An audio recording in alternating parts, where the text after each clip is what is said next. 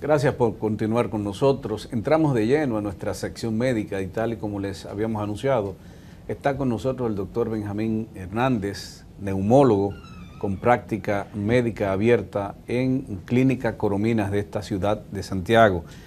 El tema es enfermedad pulmonar obstructiva crónica a desarrollar en el día de hoy. Doctor, gracias por acompañarnos una vez más en Página 3, emisión de fin de semana. Y pienso que necesariamente debemos tener una definición de qué es una enfermedad pulmonar obstructiva crónica.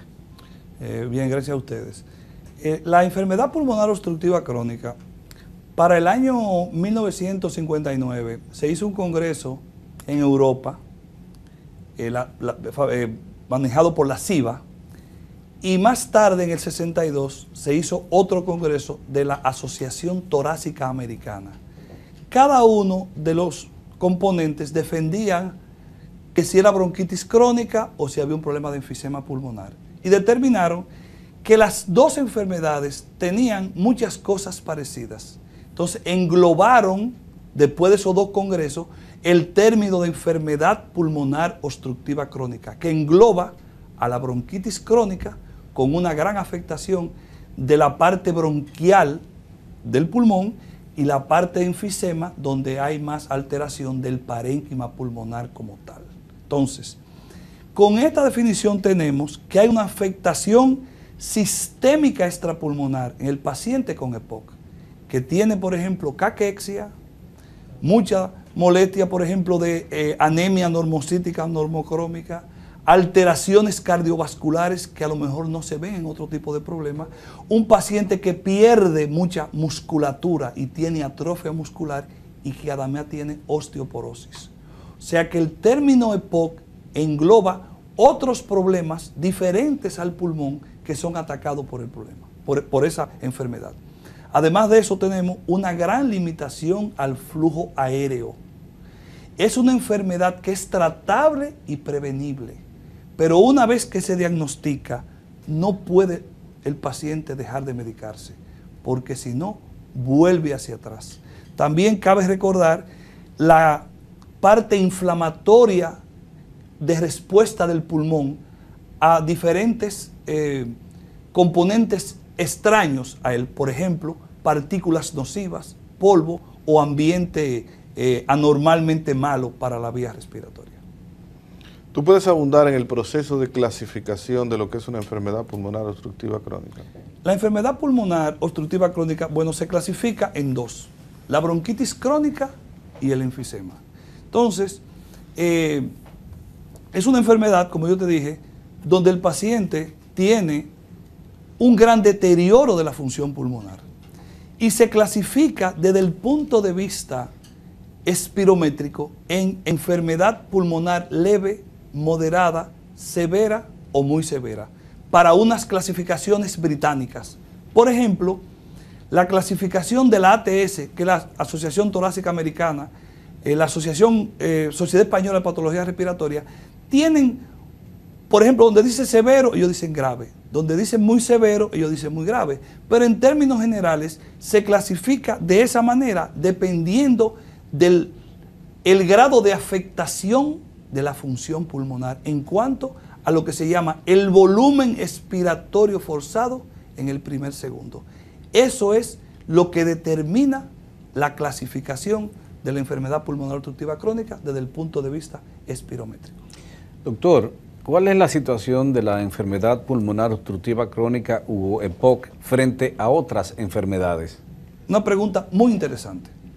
Desde los años 50, las enfermedades principales que han diezmado o han atacado severamente a la población mundial, en primer lugar, y el doctor Lora sabe más que yo de esto, es la enfermedad isquémica cardíaca, la enfermedad cerebrovascular, y después iban otras enfermedades sistémicas, y esas enfermedades se han ido manejando estable o con cierta tendencia a bajar.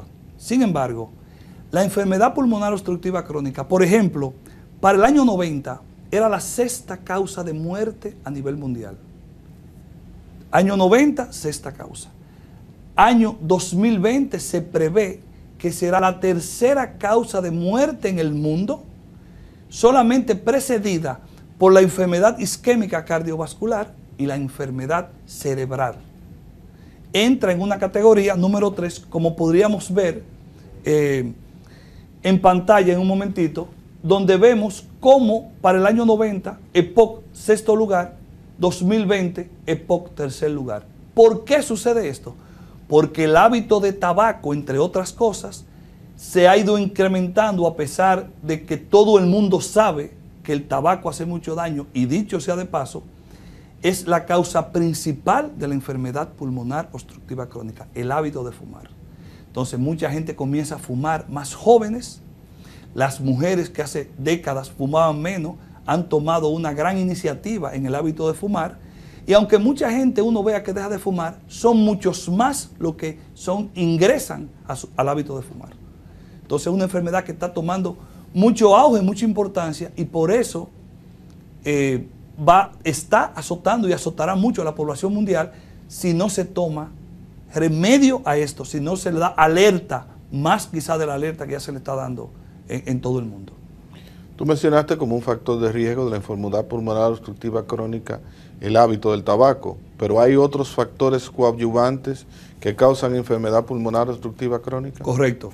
La enfermedad pulmonar obstructiva crónica primeramente, es el factor de fumar, el humo del tabaco. Luego de eso hay otras en categorías más inferiores, como por ejemplo los factores ambientales, el manejo de biomasa, o sea, la gente que trabaja sus alimentos con leña, que es un factor que uno, por ejemplo, aquí la gente puede entender que, bueno, yo nunca he fumado y vivo con cierto grado de molestia para respirar, síntomas respiratorios que quizás podemos entrar más adelante en ello. Sin embargo, yo lo único que hago es que cocino con leña. Pues el estar con leña en un hábitat cerrado y tú inhalar el humo de la leña es un factor importante para desarrollar enfermedad pulmonar obstructiva crónica. La parte socioeconómica es importante también. Las infecciones, el área de trabajo, el área de partículas que tú estás inhalando en un momento determinado, son factores importantes también en el desarrollo de la enfermedad. Y una parte genética también que no está muy desarrollada, pero que se puede enfocar como una parte que pudiera ser importante en el futuro. Doctor, nosotros estamos sometidos constantemente a las protestas por insatisfacciones sociales, y dentro de esa protesta hay una práctica que nosotros condenamos, pero bueno, es una práctica muy repetida en el país, y es la de quema de gomas. Y me he trasladado mentalmente a esa situación porque ciertamente ahí hay unos componentes químicos que salen al aire. Este Valle del Cibao está sometido también por industrias que tienen chimeneas y que están expeliendo al ambiente contaminantes. ¿No sería un factor coadyuvante en ese sentido? Por supuesto.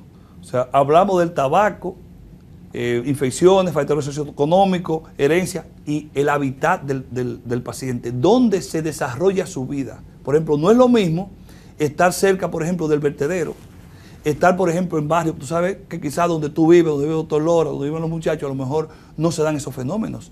Pero aquí vemos a diario cómo en la televisión, en los medios televisivos, vemos quemadas de goma, de basura, o sea, todo eso hace que pacientes con cierto grado de, no solamente enfermedad pulmonar obstructiva crónica, sino de asma, que dicho sea de paso no está englobada en la EPOC.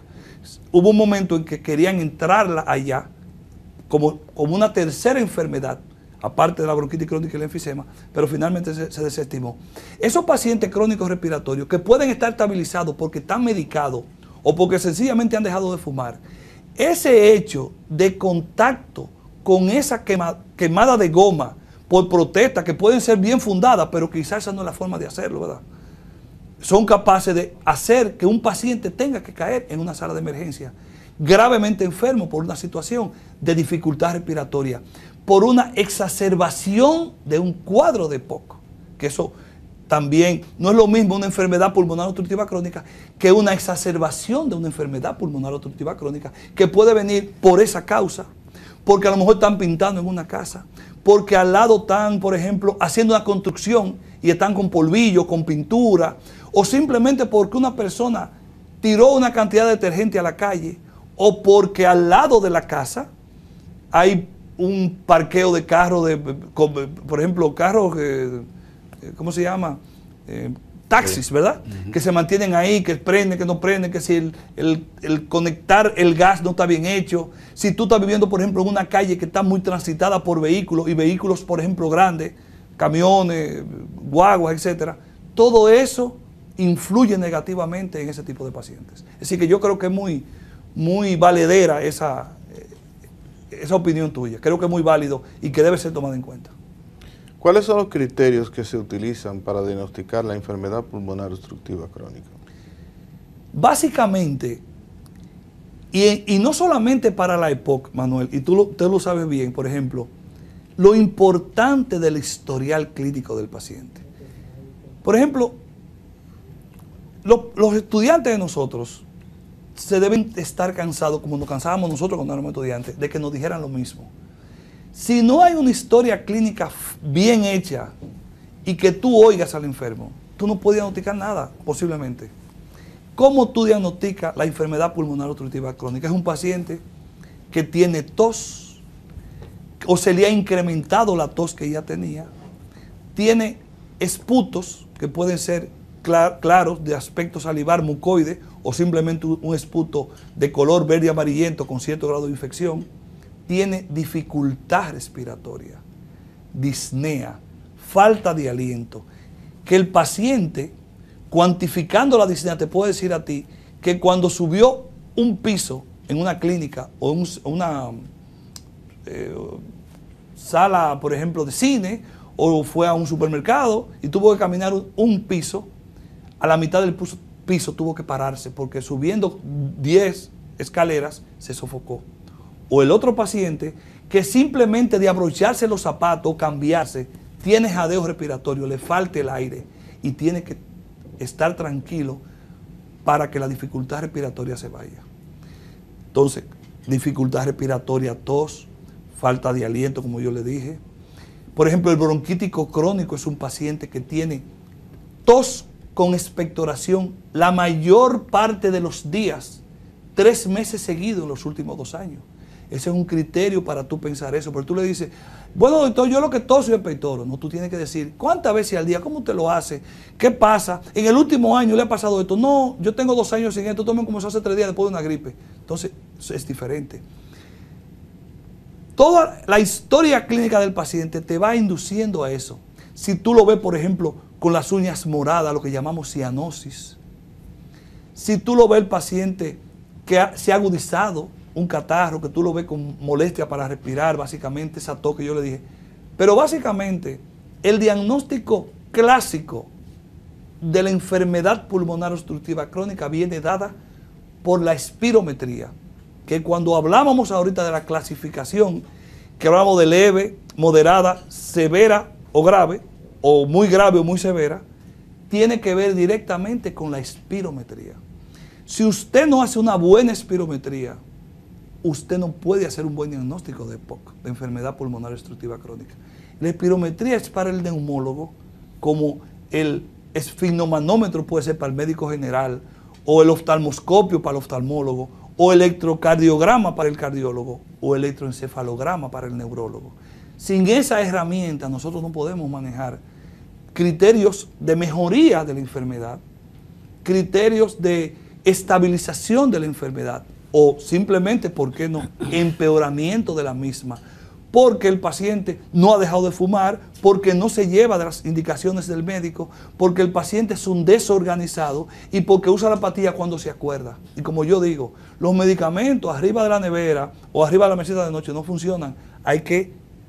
Si hay que tragárselo, tragárselo. Si hay que inhalarlo, inhalarlo. Si hay que usar un Ribolizer, un Aerolizer o el medicamento que el médico elija, tiene que usarlo, porque de lo contrario no habrá forma de mejoría.